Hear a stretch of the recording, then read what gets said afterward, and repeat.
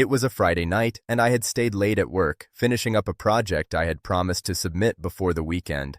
I was tired, exhausted, but happy at the thought of finally getting home to my wife, Clara, and having a quiet evening together. I imagined us laughing over takeout, maybe a glass of wine, just enjoying the comfort of our home. As I drove down our street, I noticed something strange. Music. Loud, bass-heavy music pulsed through the neighborhood. I frowned.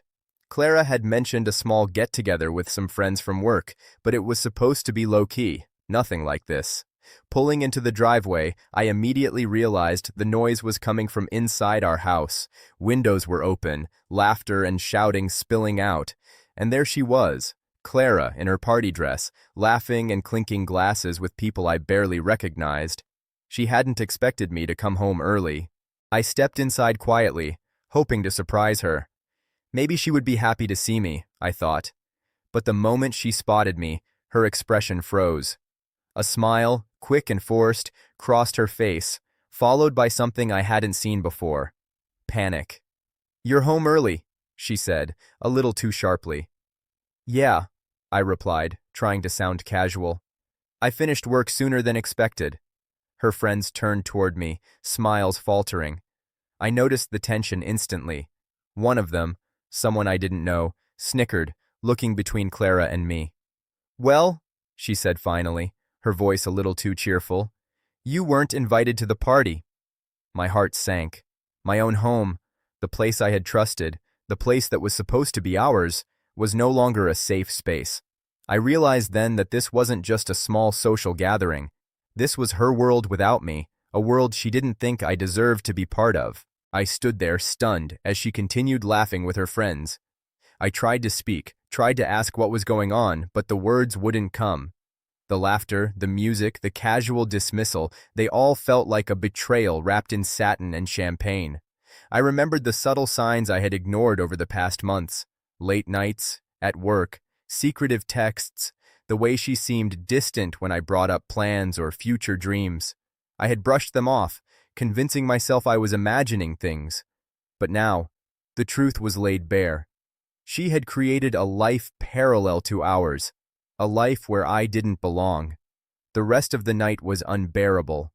I left quietly, walking out the door as if I were invisible. My mind raced with anger, heartbreak, and disbelief. How could the person I had loved, trusted, and built a life with treat me this way? How could she create a world in my own home where I was unwelcome? I spent the next few days in a daze, replaying the scene over and over. Every laugh, every glance, every casual dismissal, it all replayed like a cruel video. I realized that this wasn't about one party. This was about years of subtle betrayal, lies, and indifference. Eventually, I confronted her. But it wasn't a dramatic shouting match. There was no yelling, no accusations. I simply asked her why she had done it, why she had excluded me from my own life. Her response was cold, detached. "You wouldn't have understood. It was just for fun." The betrayal cut deeper than I could have imagined. It wasn't just about the party or the exclusion, it was about the disregard for my feelings, the indifference to our marriage, and the ease with which she had hidden her new life from me. I realized then that staying would only lead to more pain.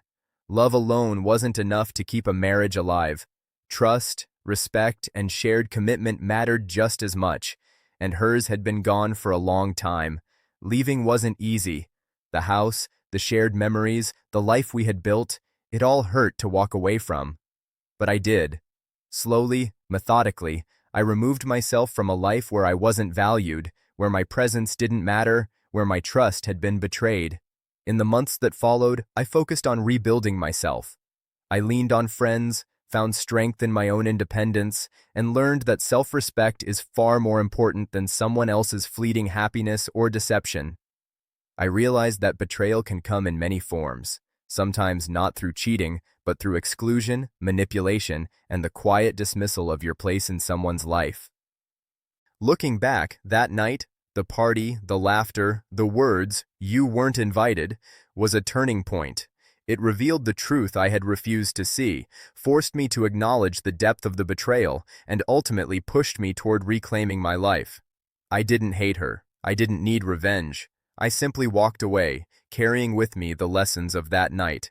That trust is fragile, respect is earned, and love alone cannot sustain a marriage if the foundation of honesty and care has been shattered. That party, that casual dismissal, became a moment of clarity, and while it hurt like hell at the time, it also set me free.